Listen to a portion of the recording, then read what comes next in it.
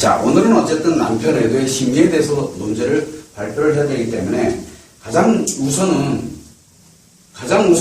여러분들이 만약에 남편 외도가 발생이 되거나 또는 어려워지게 되면 제일 우선으로 고민하는 사안이 바로 무엇이냐 그러면 남편 외도를 어떻게 하면 아작을 내느냐. 여기에 초점이 맞춰져야 됩니다. 한마디로 얘기해서 남편 외도에 대해서 응징하는 문제가 발생해요.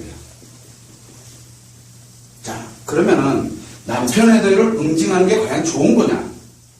응징하는 게 과연 좋을 거냐? 남편 외도에 대해서 남편을 까부시든 아니면 그 상대 여자를 까부시든 뭐를 하든 간에 내가 무엇인가를 응징이라는 게 뭡니까? 응징이라는 건 응징. 복수하는 거예요.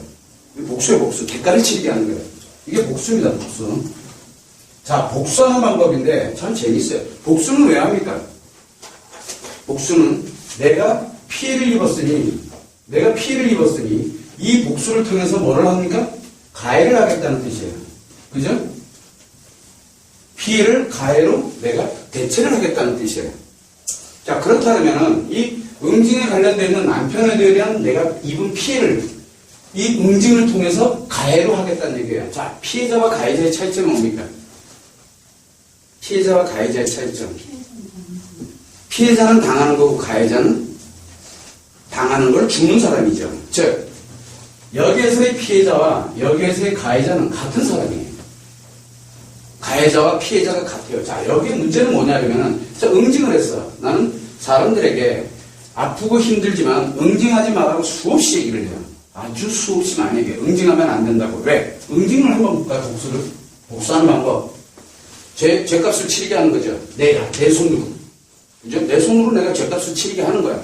그럼 치르게 하는 방법은 상대가 누구야? 남편이 있을 거고, 또 상대가 상간녀가 있을 거란 말이에요. 그러면 이 둘 중에 한 명에게 복수를 했어. 그러면 이제 남편에 대해서 끝난 거예요. 끝난 거야. 자, 남편을 보복을 했어. 그러면 상간녀에 대해서 공격할 수 있어 없어요? 일사부재리의 원칙이라는 게 있잖아. 그러면 남편을 공격하면 분노를 한번 했어. 그럼 그걸로 끝내야 돼요. 왜? 했잖아 이미. 그럼 끝난 거야. 응징했잖아. 그런데 왜 또 응징하냐고. 응징하고 또 응징하고. 언제까지? 자기 분 풀릴 때까지? 그거는 죽은 사람 계속 죽이는 것밖에 안 되는 거야. 왜 이 얘기가 나오냐면 바로 가해자와 피해자의 개념을 집어넣어버리니까 이렇게 되는 거야. 인간관계에다 가해자와 피해자 개념을 집어넣어버리게 되면 복수는 판결 내리는 거랑 같은 거야. 하나 내리면 끝이야. 남편 응징할래? 아니면 남편이 응징할래? 둘 중에 하나 선택한다면. 둘의 관계 때문에 일이 일어났으니까 자, 다 아닌 거예요. 오케이. 조금 그건 이제 나중에 토론 시간에 질문하고. 바로 뭐냐면은 이 두 사람이 결국은 나에게 피해를 입혔다는 생각 때문에 복수를 내가 하겠다. 그래서 가해를 함으로써 내가 후련해지겠다라고 생각을 하는 게 바로 우리가 말하는 응징이에요. 그래서 응징하는 방법은 여러 가지가 있어요. 응징하는 방법은 굉장히 제일 만만한 게 다 까엎어버린다든가 아주 사회적으로 창피함을 준다든가 아니면 돈으로 막아낸다든가 뭘 한다. 자, 예를 들어서 한 명을 소송을 해봤죠. 소송을 했어. 그러면 얼마? 보통 몇 천만 원. 그러면 이 몇 천만 원에 대한 금액이 내가 남편이로부터 피해를 입은 피해 보상 금액이에요. 그럼 더 이상 남편을 공격할 명분이 있어요, 없어요?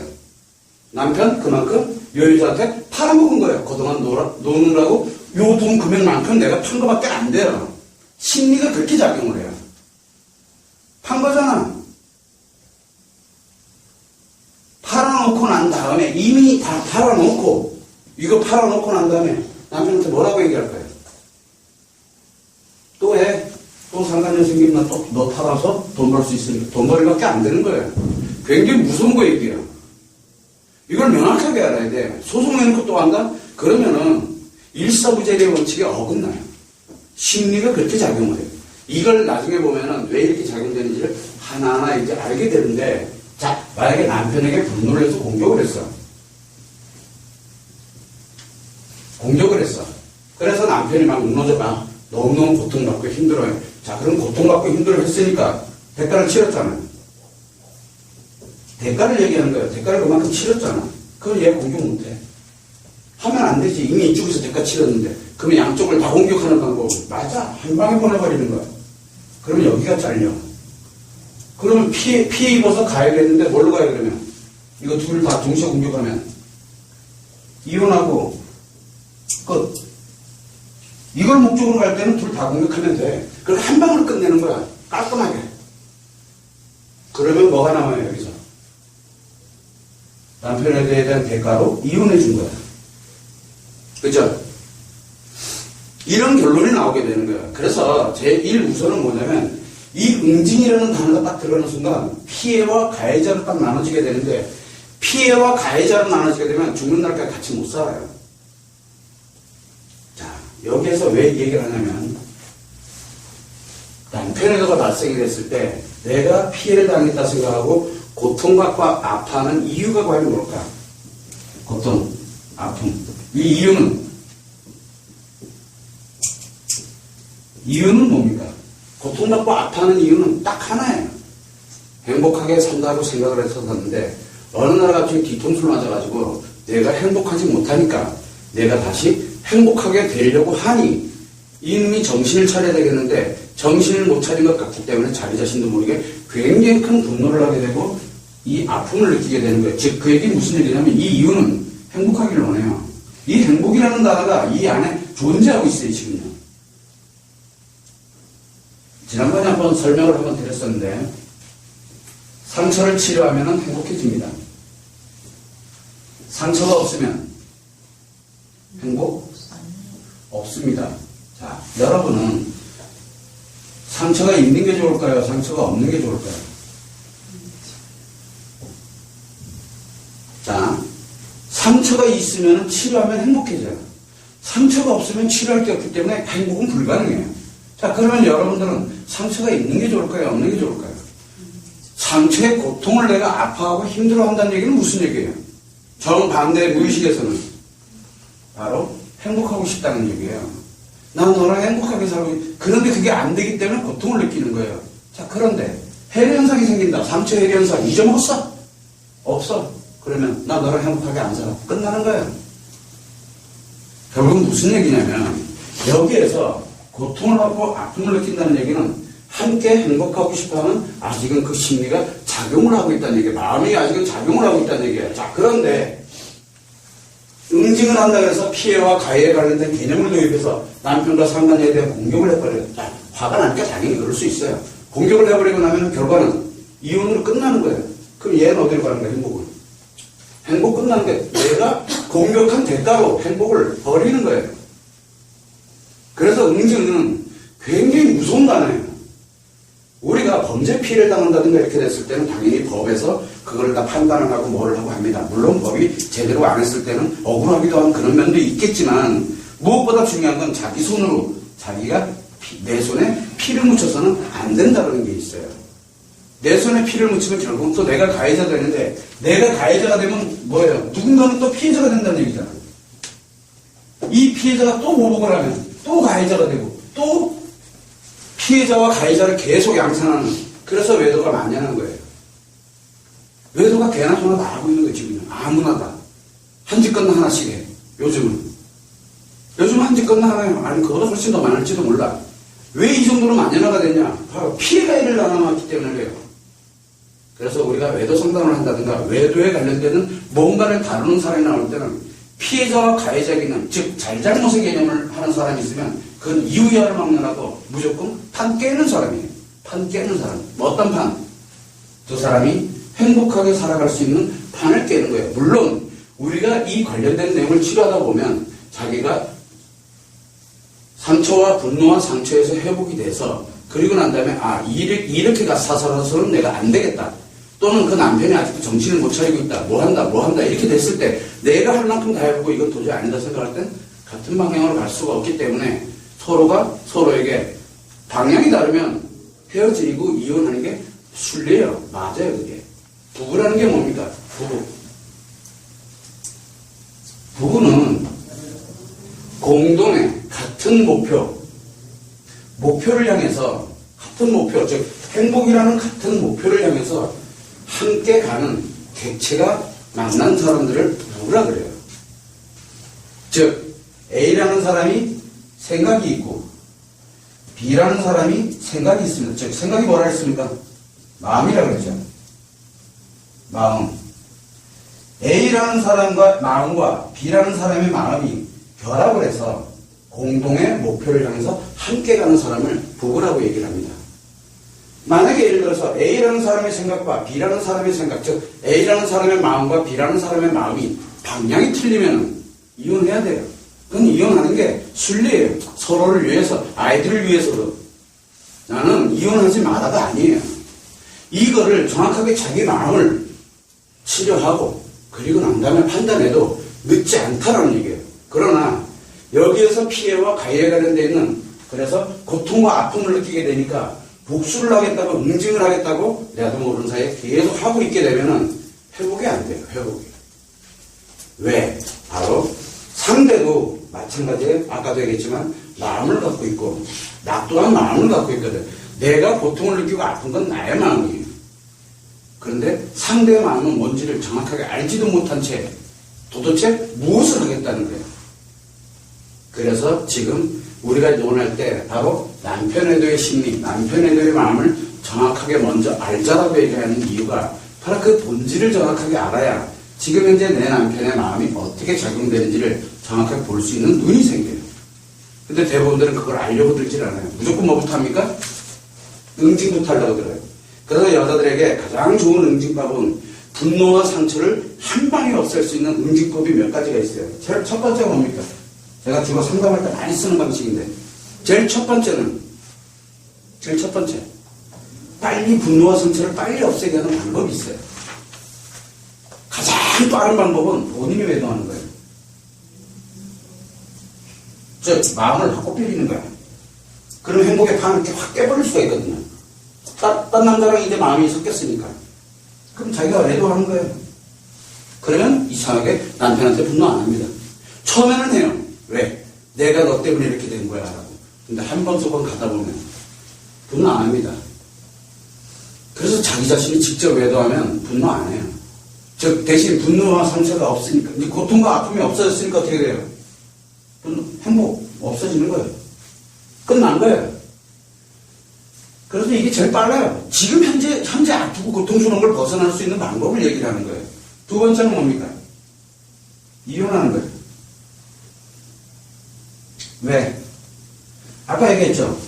A라는 사람과 B라는 사람의 각각의 마음이 목표를 향해서, 공동의 목표를 향해서 함께 가는 사람을 부부라는데 이 인연을 끊어버리는 거예요. 그러면 함께 갈 이유가 사라져버리잖아요. 행복이라는 틀 이걸 또 깨버리는 거예요. 이것도 깨지는 거예요. 신기하죠? 이혼할 때는 아파요. 그러나 이혼 딱 하고 나면 굉장히 홀가분해져요. 굉장히 편해져요. 아프지도 않고 상처도 안 생겨요. 판 깼기 때문에 그래요. 외도하는 거예요. 세 번째는 외도하는 거, 이혼하는 거. 세 번째는 뭡니까? 내 마음을 치료하고 상대의 마음을 정확하게 볼 수 있는 눈을 갖는 방법이에요. 근데 시간이 이건 굉장히 오래 걸려요. 시간도 걸리고 노력도 필요하고 마음을 보는 눈이에요. 자, 마음을 보는 눈을 가지려면 이 보는 눈부터 치료를 해놔야 될까요? 나의 심리부터 치료를 하는 이유가 치료를 하고 그 다음에 이 마음은 상대에 관련되어 있는 상대의 마음을 보는 거예요. 볼 줄 알아야 되는 거거든요. 그러면 이상하게 아까 얘기했지. 이해가 되면 어떻게 된다? 안 아파져요. 중요한 게 하나가 있죠. 이 3번에는 이 행복의 판을 안 깨요. 최소한 이 가능성을 두고 갈 수 있는 게 유일하게 3번밖에 없어요. 그런데 응징은 뭐 하는 겁니까? 응징은 어디로 가는 거예요?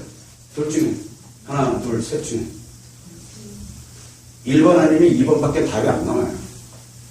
그래서 응징으로 들어가게 되면 1번 아니면 딱 2번으로 결론이 딱 나게 돼 있어요. 저절로. 그래서 내가 오면은 사람들에게, 많은 사람들한테 얘기합니다.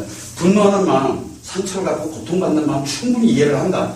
그러나 순리대로 가야 된다. 이럴 때일수록 호랭이에게 물려가더라도 정신만 차리면 산다 그랬어요.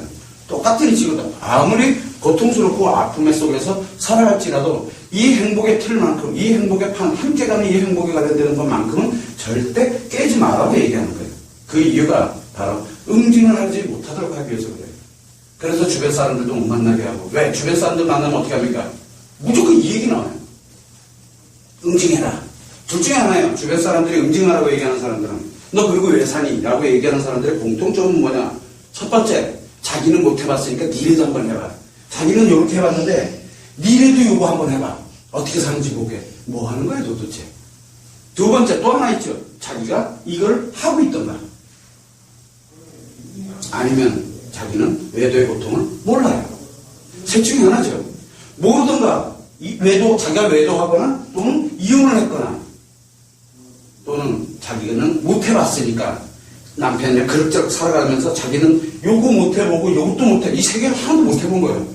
못 해봤으니까 너라도 한번 해봐라. 대리만족이죠. 이혼하고 딴 남자랑 노는 꼬라지 보고 좀 망가져 보라는 얘기야 네가. 그러고 나면은 난 대리만족이 되잖아요. 왜? 난 아무것도 안. 근데 비교 분석을 하면서 대리만족을 하는 거예요. 결론은 뭡니까? 주변 사람들이 뭘 하는 거예요? 그러면 조언해준다는 게 결국은 당신들의 바로 이 행복을 깨트리는 역할을 합니다. 그래서 제1 우선순위로 가는 게 상처 치료를 하고 분노 치료할 때 제1 우선순위는 아무도 못 만나게 하는 거예요. 아무도. 만나지도 하다못해 어머니 아버지조차도 못 만나게 해요. 나중에 치료되고 나서 행복해지면 어머니 아버지를 만날 수가 없게 돼요. 못 만나요. 그 이유가 나중에 보면은 바로 이 마음 때문에 그래요. 함께 공동으로 가야 되는데 주변에 내 치부를 알고 있고 그거 가지고 한두 마디씩 던지는 사람이 있으면 그 사람은 차단이 되기 시작해요. 함께 가야 되기 때문에. 근데 그 사람을 내 가족들부터 먼저 차단하게 만들어요.